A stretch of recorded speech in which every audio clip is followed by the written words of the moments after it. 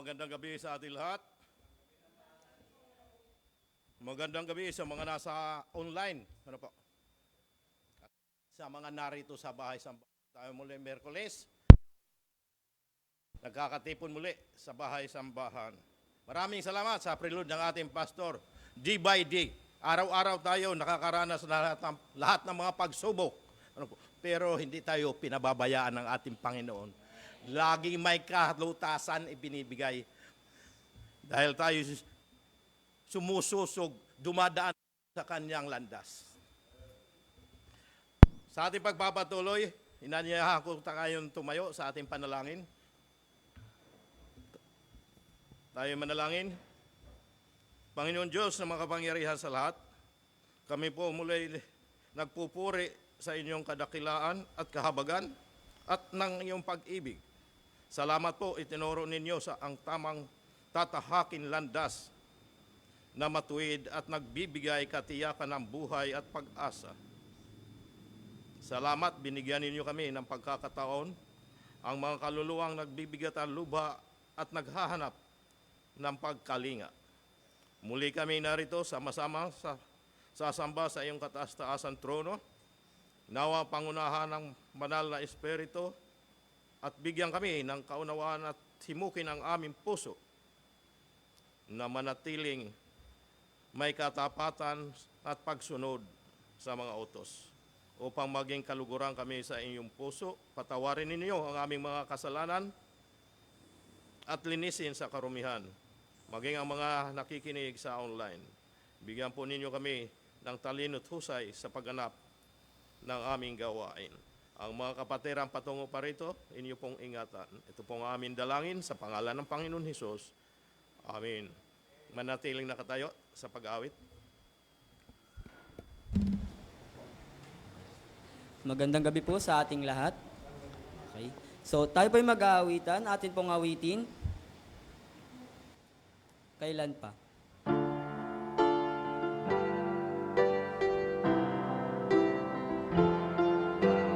Kailan pa'y bibigay ang buhay mo't lakas sa Kanya na nagbigay sa'yo ng buhay na wagas.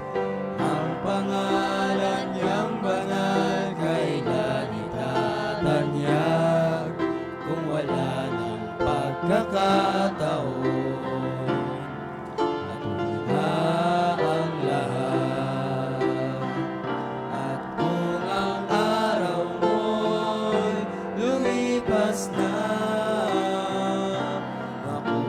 Pa kaya siya ay paglingkuran?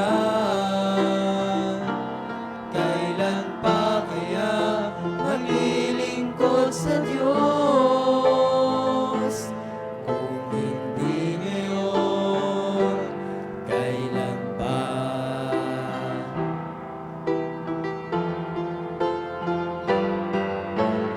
Kailan pa ibibigay ang buhay mo't lakas sa Kanya na nagbigay sa'yo ng buhay na wagas? Ang pangalan niyang banal kailan itatanyag kung wala ng pagkakataon? At huli na ang lahat. At kung ang araw mo'y lumipas na, makuha mo pa kaya siya ay paglingkuran? Kailan pa kaya maglilingkod sa Diyos?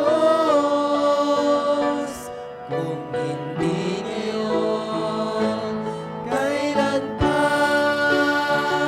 At kung ang araw mo'y lumipas na, makuha mo pa kaya siya ay paglingkuran? Kailan pa kaya maglilingkod sa Diyos?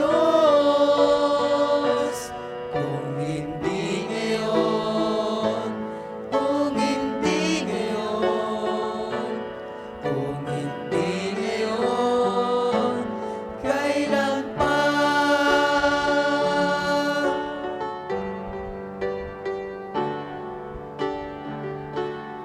susunod na awitin, Dahil Buhay.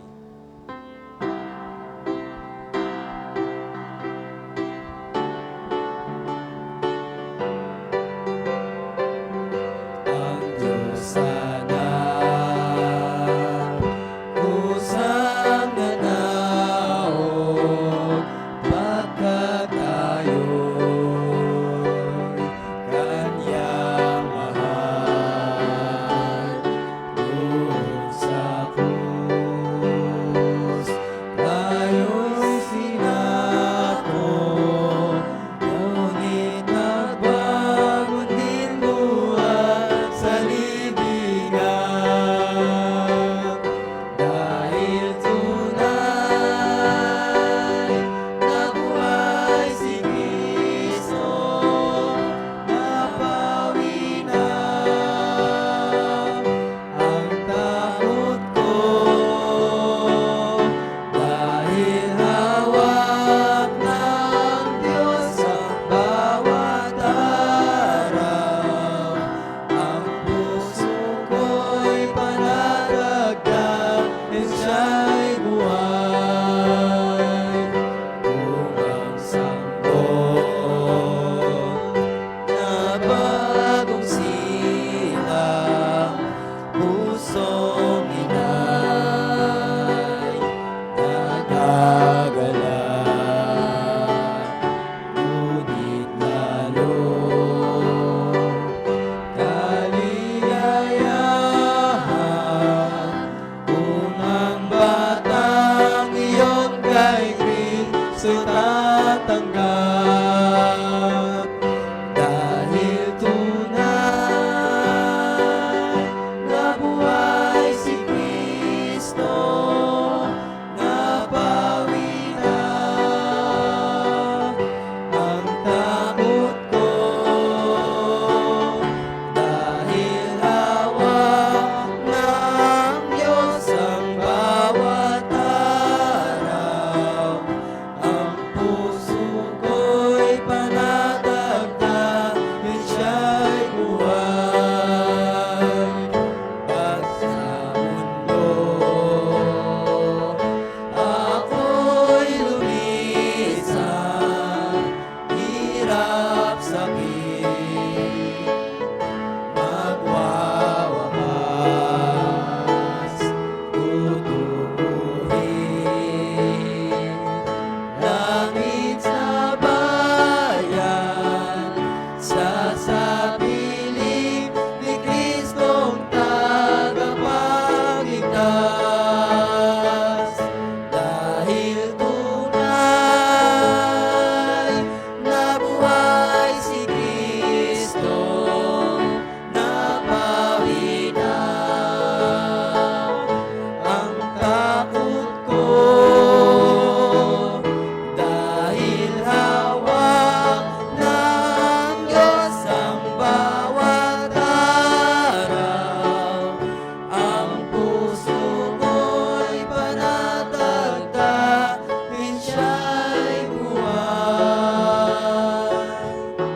Ang puso ko'y panatagtag, dahil siya'y buhay. Tayo po'y magkamustahan sa pamamagitan ng kamayan, at tayo po'y gumawit, ligaya ng buhay.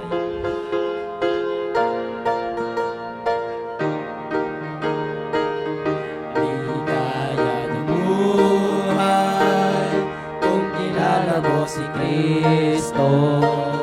Ligaya ng buhay kung siya'y manunubos mo. Babaguhin ang iyong buhay kung siya'y kakamtan. Ang maging kay Kristo ay tunay na ligaya ng buhay. Ligaya ng buhay kung kilala mo si Kristo. Ligaya ng buhay kung siya'y manunubos mo. Babaguhin ang iyong buhay kung siya ay kakamtan.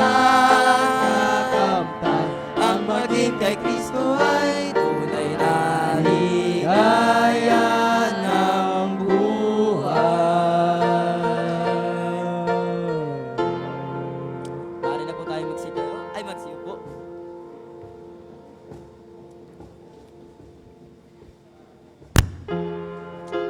Okay, tayo po dumako sa ating announcement and reminders. Daily Bible blessing from every morning from Monday to Saturday via Bethany Cubao Members Group Chat, Facebook page, and YouTube channel. Midweek service and prayer meeting starts at 7 p.m. every Wednesday, Church Auditorium. Sunday worship service starts at 9 a.m. Church Auditorium. Sunday worship team, April 26. Sa darating po na linggo, ang makapangyarihang salita ng Diyos matatagpuan mula sa Jeremiah 23:28 hanggang 29. Each one bring one every Sunday. Adult Sunday School class every Sunday 3 p.m. Begonia Room. Lord's Supper every last Sunday of the month. Weekly worship service Camarin, Caloocan City every Friday. Home Bible study San Mateo Rizal every Saturday. Worship service Taytay Rizal every Saturday. Taytay Ministry house-to-house Bible studies and dinner fellowship every Tuesday. Goyi Cubao weekly activities Bible study every Wednesday and Saturday. BKBC and truck distribution every Saturday. First time visitor Sunday April 26, 2026 every last Sunday of the month. 37th Missions Conference and 61st Church Anniversary 2026 Giving Commitment. At muli tayo po magsitayo para po ating awitin, Seek Ye First.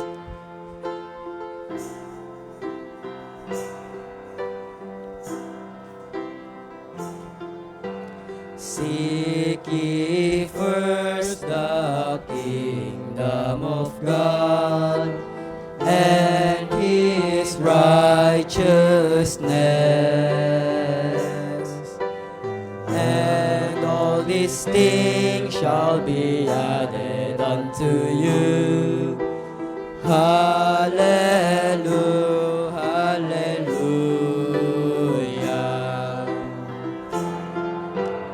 Man shall not live by bread alone, but by every word that proceeds from the mouth of God. Hallelujah, hallelujah. Ask and it shall be given unto you. Seek and ye shall find.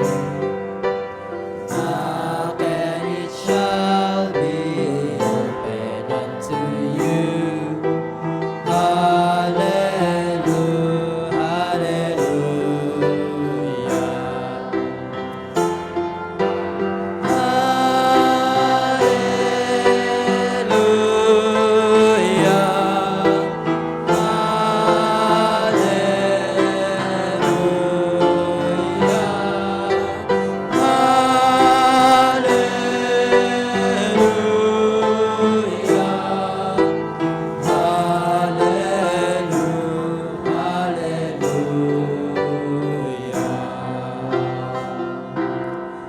Maaari na po tayong magsiupo. At ating tawagin si Brother Renato para po sa ating preaching. Muli, magandang gabi sa ating lahat. Tayo ngayon pinagpala, mayroon tayong isang bisita. Si Anton, Anton ang pangalan niya. Taga malayong lugar siya. Sa kabilang Ibayo. Kabila lamang building. Sa ating pagpapatuloy, ang pamagat ng ating paksa ngayong gabi, ang daan matuwid at lubos. Ayan po. Ang daan matuwid at lubos. Ang ating teksto makikita sa Deuteronomio Kapitulo 5, versikulo 32 at 33. Inaanyahan ko kayong tumayo. Basahin natin ng sabay-sabay ang ating teksto.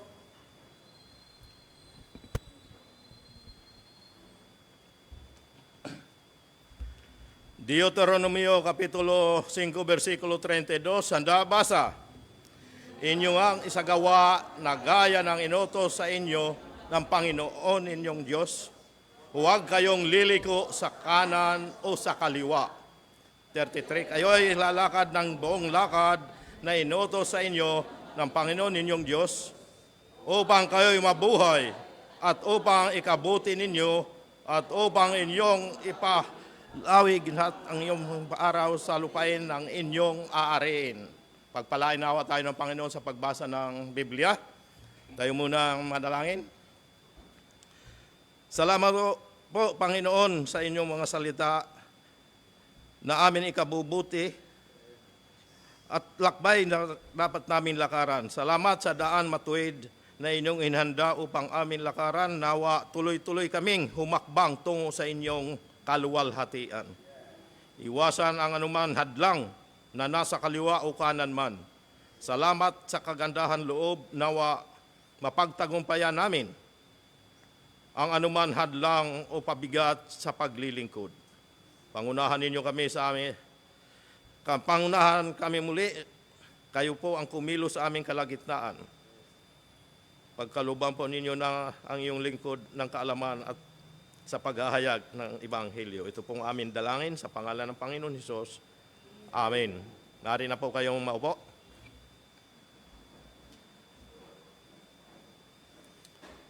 Ang daan matuwid at lubos. Ano po?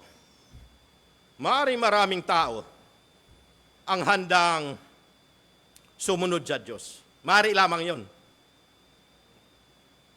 Hanggat hindi ito mahirap, hanggat hindi magastos, at hanggat hindi sumasalungat sa kanilang nais. Kumbaga, umaayon sa kanilang nais lamang. Ngunit ang tanong ay hindi kung sumusunod, kundi paano sumunod. Ang Diyos ay hindi nalulugod sa putol-putol, unti-unti, utay-utay na pagsunod o pagsunod na may kondisyon. Lubos na pagsunod ang gusto ng Diyos. Sa ating teksto, malinaw ang panawagan ng Diyos sa kanyang bayan. Malinaw, ano po? Isang lakad na matuwid at isang pagsunod na lubos. Hindi ito panawagan ng kaligtasan sa pamamagitan ng gawa, kundi panawagan ng pusong tinubos na handang sumunod ng buo.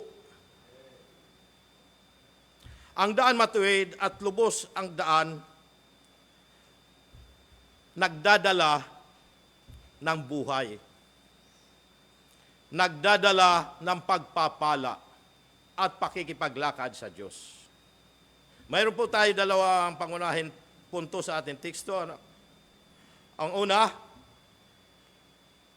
ang utos ng Diyos. Ang utos ng Diyos. Bago banggitin ang mga pangako ng Diyos, inuuna muna ng teksto ang kanyang mga utos. Ang tunay na pagsunod ay hindi reaktibo, kundi sinasadya. Sadyang pagsunod, hindi napipilitan lamang. Ang pagsunod sa Diyos ay may malinaw na direksyon at malinaw na saklaw. Dapat walang liko at walang bawas. Tuwid at lubos. Ayon nga sa ating teksto, ano po, sa Deuteronomio 5:32, sabi nga dito, sa 32, inyo ang isagawa na gaya ng iniutos sa inyo ng Panginoon ninyong Diyos. Huwag kayong liliko sa kanan o sa kaliwa. Isagawa ang utos ng Diyos at huwag liliko sa kanan o sa kaliwa man. Ang utos na huwag liliko ay nagpapakita ng pangangailangan ng katapatan sa gitna ng tukso. Kailangan tayo tapat kahit dumaan pa tayo sa tukso, kaya huwag magpapadaig sa tukso. Ang kanan at kaliwa ay maaring sumagisag sa labis o kulang. Maari. Parehong paglihis sa kalooban ng Diyos. Ang pagsunod sa nakalugod-lugod sa Diyos ay yaong nananatili sa kanyang itinakdang landas. Ang daan matuwid.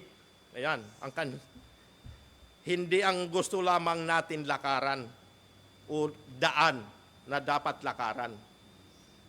Ayon pa sa ating teksto sa Deuteronomio 5:33, sabi nga dito, kayo ilalakad ng buong lakad na iniutos sa inyo ng Panginoon ninyong Diyos. Ano po? Lumakad ng buong lakad na inutos na Diyos. Ang buong lakad ay nagpapahiwatig ng kabuuan at pagpapatuloy.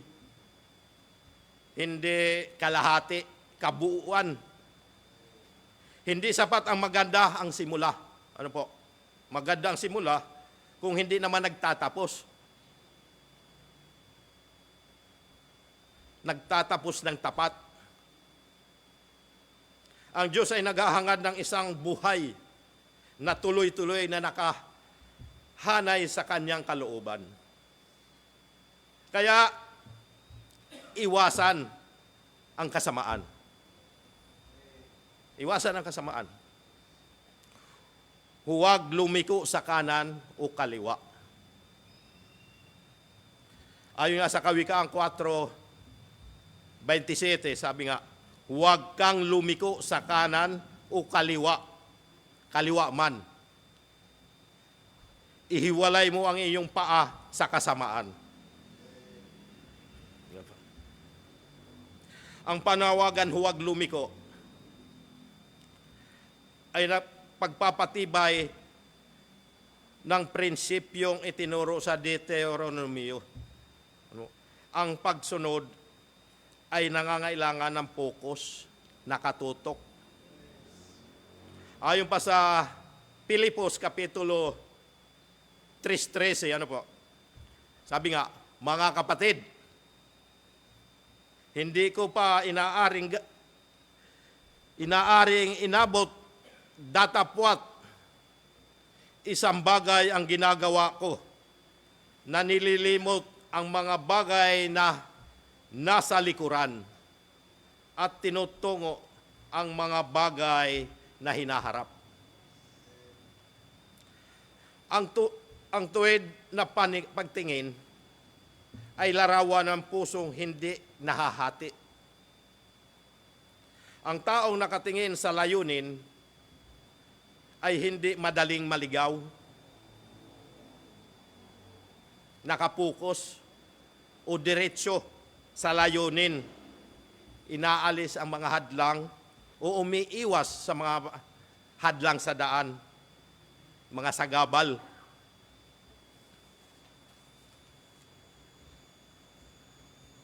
Kaya alisin ang anuman hadlang o pabigat sa pagsunod at paglilingkod.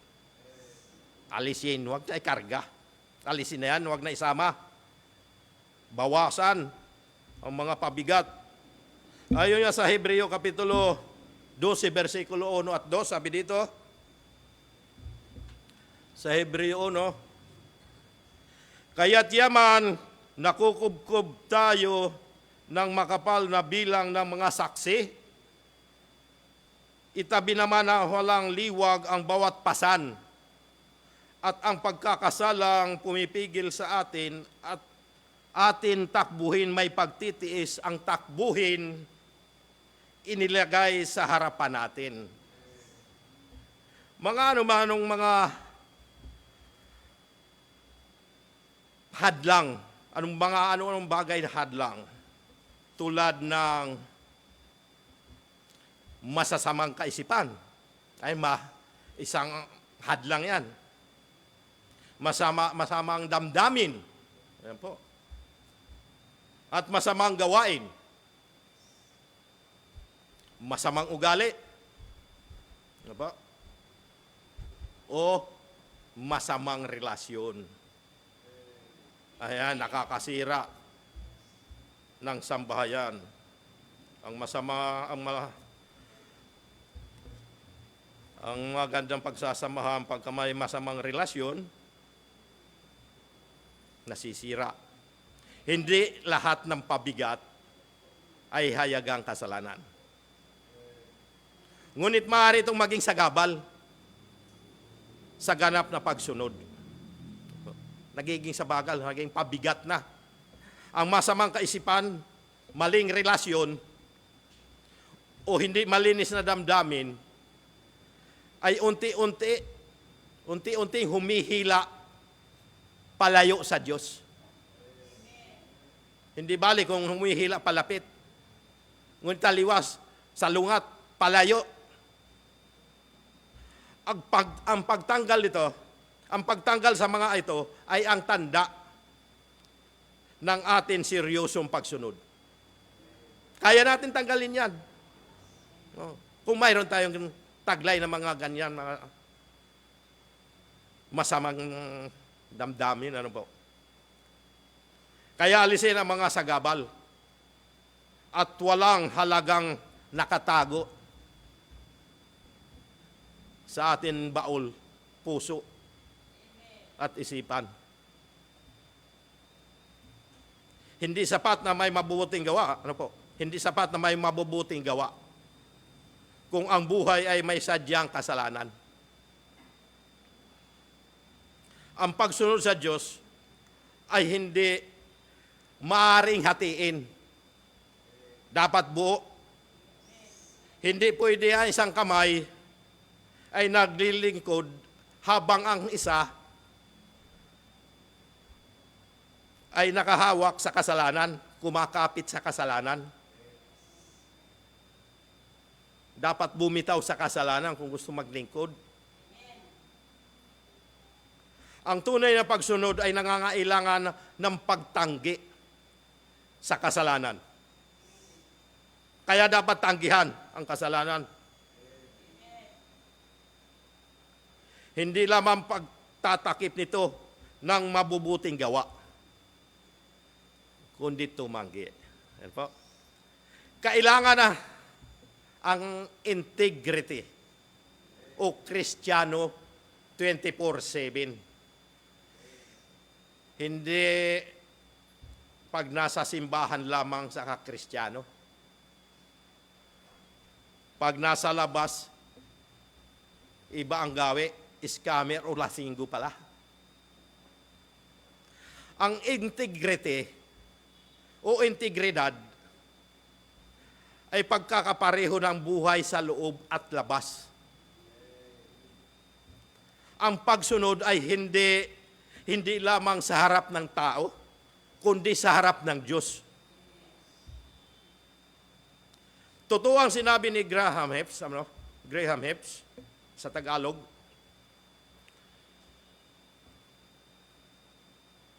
Ang sakdal na pagsunod, sabi nga, ang sakdal na pagsunod ay karapatan ng Diyos dahil siya ay Diyos. Hindi ito labis na hinihingi. Hindi labis na hinihingi o pinipilit, kundi nararapat na pagsunod sa Diyos. Kaya gawin ang lahat ng magagawang kabutihan. Gawin ang lahat ng magagawang kabutihan ayon nga sa Deuteronomio 32, versikulo 46, sabi nga dito, at kanyang sinabi sa kanila, ilagak ninyo ang inyong puso sa lahat ng mga salita na aking pinatutuhanan sa inyo sa araw na ito, na inyong iutos sa inyong mga anak upang isagawa ang lahat ng mga salita ng kautosang ito. Ilagak sa puso pati sa mga anak. Ayon pa sa Josue Kapitulo 1, versikulo 7, magpalakas ka lamang at magpakatapang na mabuti na isagawa mo ang ayon sa buong kautusan na inutos sa iyo ni Moises na aking lingkod. Huwag kang liliko sa kanan o sa kaliwa upang ikaw ay magtamo ng mabuting wakasan saan ka man pumaroon. Ang pagsunod ay hindi pagpili lamang ng mga utos na madali. Ang kabuuan pagsunod ay tanda ng pusong nagpapasakop, hindi nakikipagkasundo.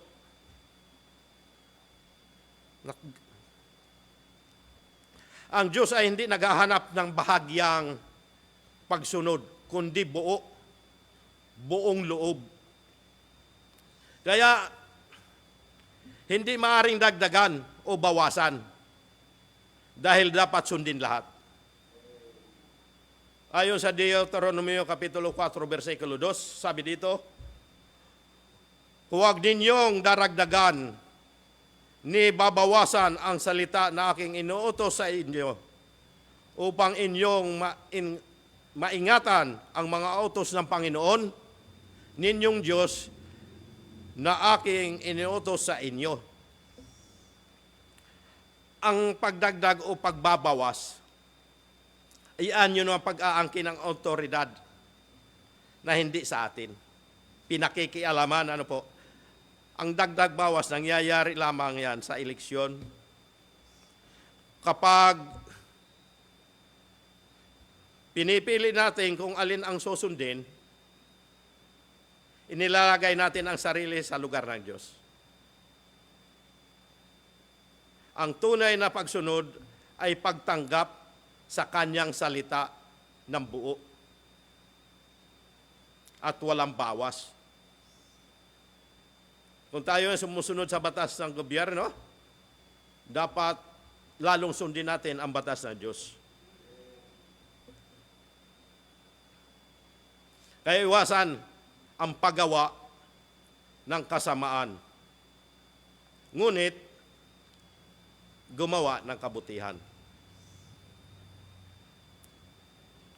Paparusahan ang alam ang dapat gawin at hindi ginagawa ayon sa Santiago 4:17.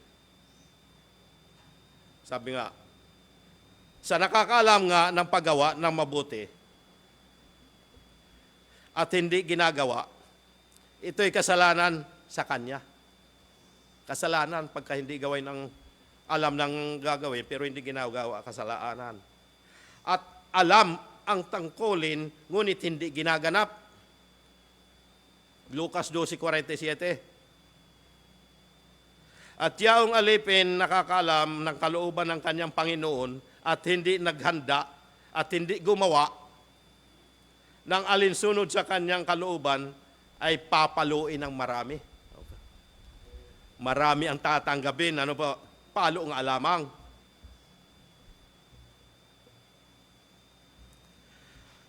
Ang hindi paggawa ng masama ay hindi automatikong pagsunod. Ayon sa Santiago at Lucas. May pananagutan din ang hindi paggawa ng mabuti kapag alam natin ang dapat gawin. Ang lubos na pagsunod ay aktibo, hindi pasibo o passive sa English, passive. Ang taong sumusunod ng tapat ay nagsusumikap ng buo. Ang katapatan sa puso ay laging humahantong sa kasipagan sa gawa.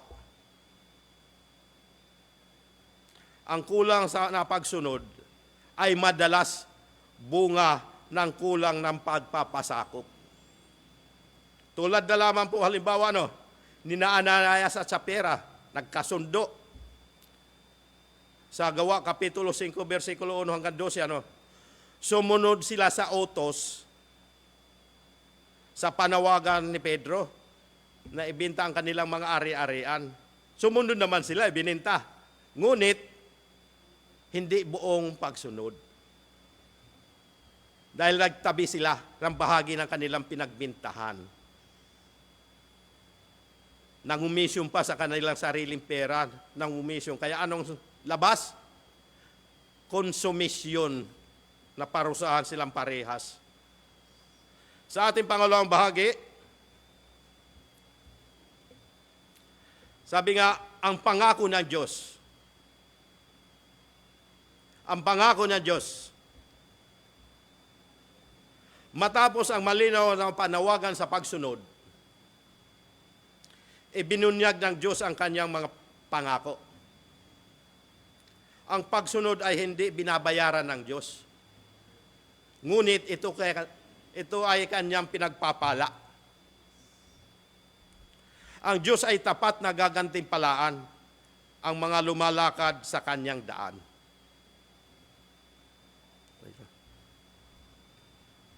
Ayon nga sa ating teksto sa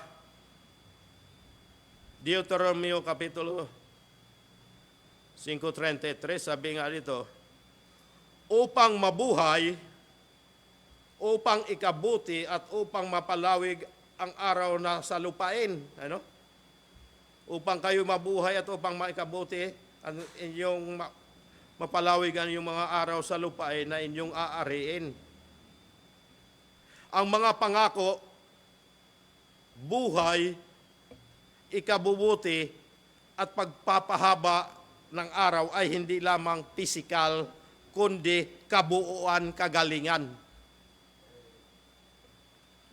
Ipinapakita nito na ang daan ng Diyos ay hindi mapang-api sa kanyang mga alagad, kundi nagbibigay buhay at pagkalinga.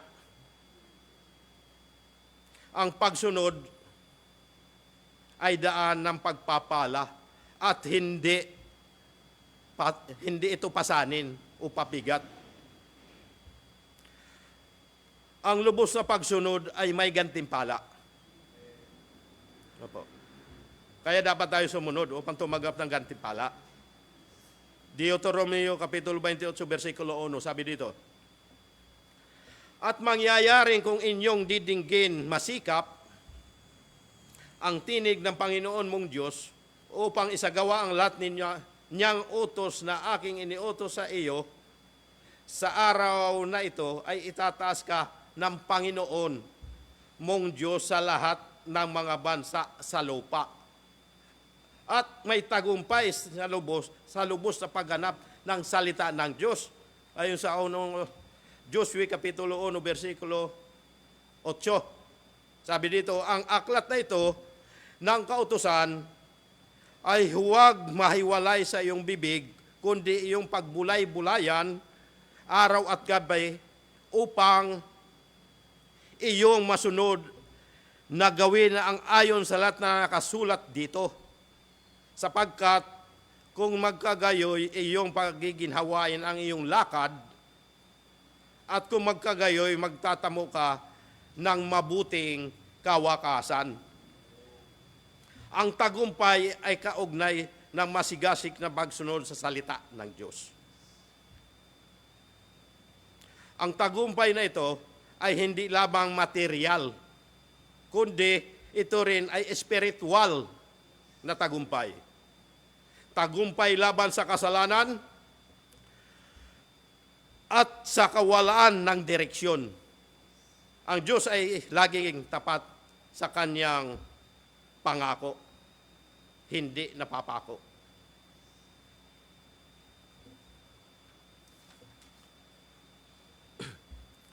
Ang isang mahalagang pagpapalang lubos na pagsunod ay tugon. Tugon sa panalangin. Ayon sa 1 Juan Kapitulo 3, versikulo 21 at 22. Sabi nga dito sa 21, mga minamahal, kung tayo hindi hinahatulan ng ating puso, ay magpagkakatiwala tayo sa Diyos.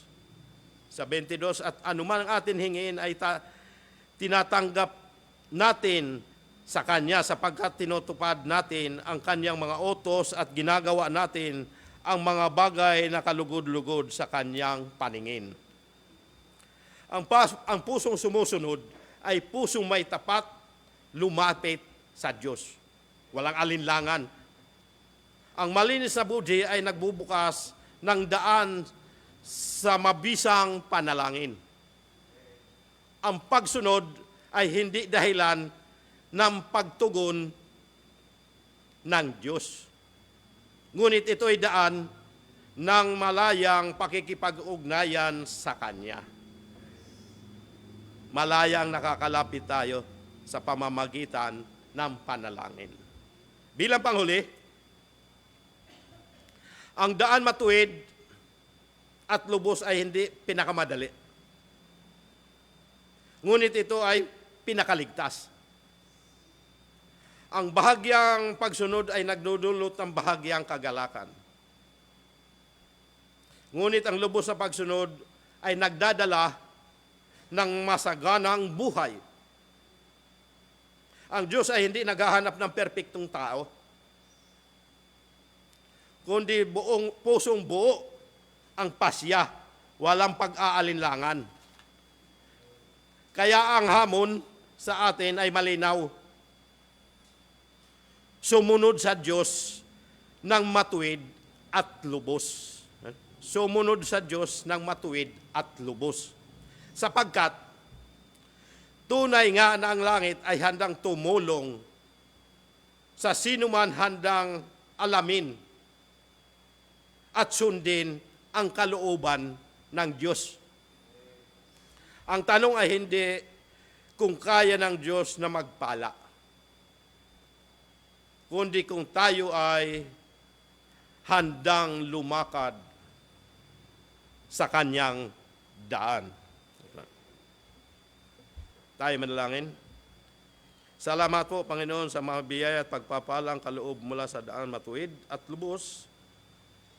Nawa magpasyang sumunod at tahakin ngayon na ang daan inihanda ng Panginoon at pagpatuloy sa pagsunod at paglilingkod.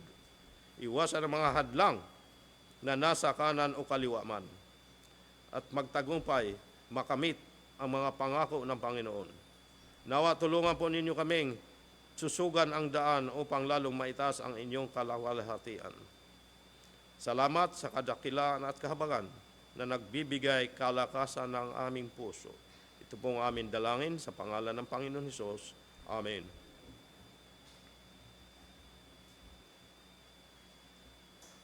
Sa ating pagkakaloob ayon sa Lucas Kapitulo 6, versikulo 38, mangagbigay kayo at kayo'y bibigyan.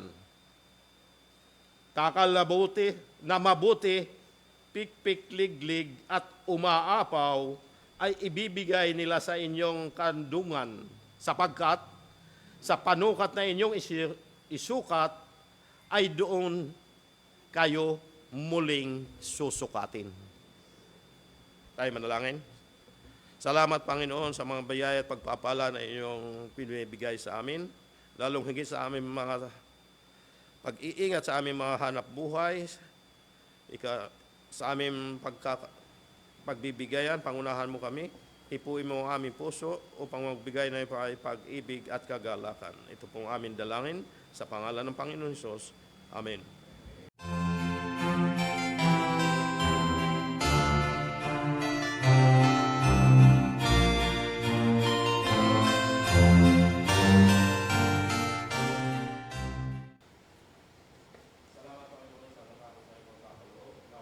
Namin nakalap ngayong gabi, inyong nawang pagpalain, magamit sa bahay-sambahan ng naayon sa iyong kalooban. Ito pong aming dalangin sa pangalan ng Panginoon Hesus. Amen. Huli po tayong tumayo para po sa ating panghuling awitin. Ikaw lamang.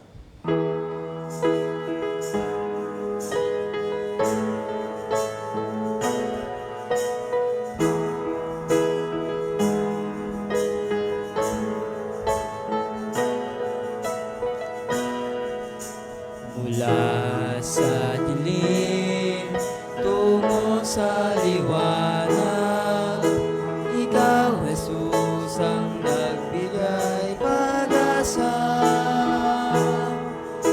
Kaya ngayon, sa'yo'y umaawit.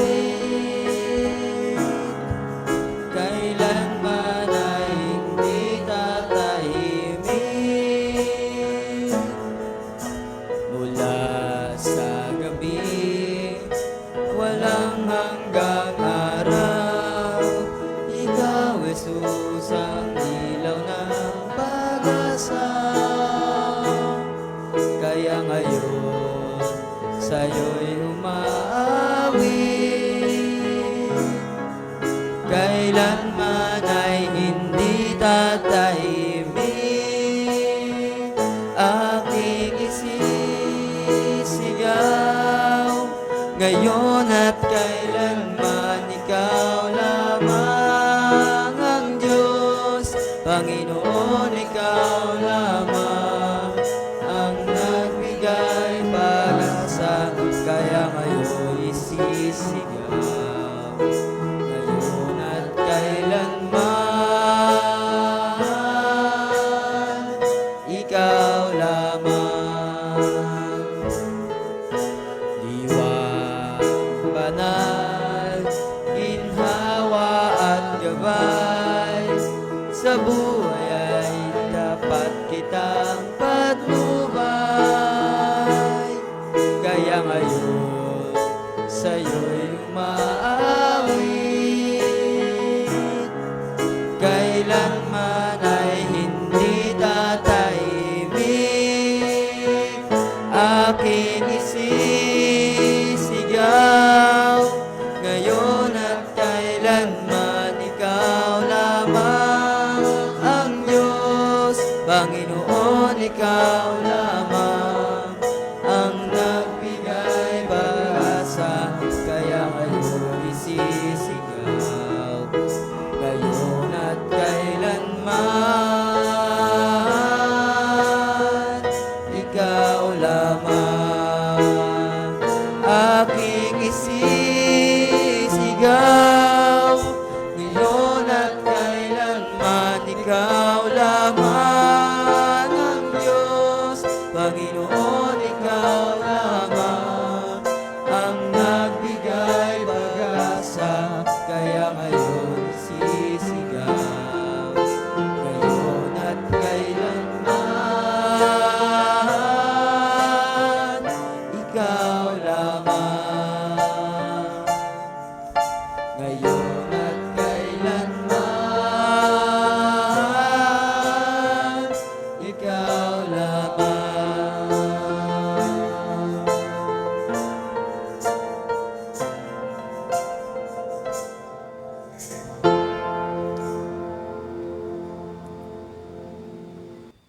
Tayo manalangin. Panginoon Diyos sa mga kapangyarihan sa lahat, salamat po sa mga aral na nagbibigay kagalakan ng aming kaluluwa. Tumimunawa sa aming puso at makita sa aming buhay. Tunay na ang daan matuwid at lubos na inyong inihanda upang lakaran ay nagbibigay ng kaligtasan at buhay. Nawa sikapin namin iwasan ang kasamaan at ang anuman hadlang sa pagsunod at paglilingkod, kundi sumunod ng lubos. Tulungan po ninyo kaming susugan ang daan upang lalong maitaas ang inyong kadakilaan. Salamat sa lahat ng mga gumanap sa gawain. Nawa ang biyaya ng Panginoon patuloy sumagana sa atin maging sa mga nasa online. Ang mga samot dalangin, aming inudulog kung inyo pong lulubin, inyo pong tugunin. Sa aming pag-uwi, ingatan po ninyo kaming makauwi ng ligtas. Ito pong aming dalangin sa pangalan ng Panginoon Hesus. Amen.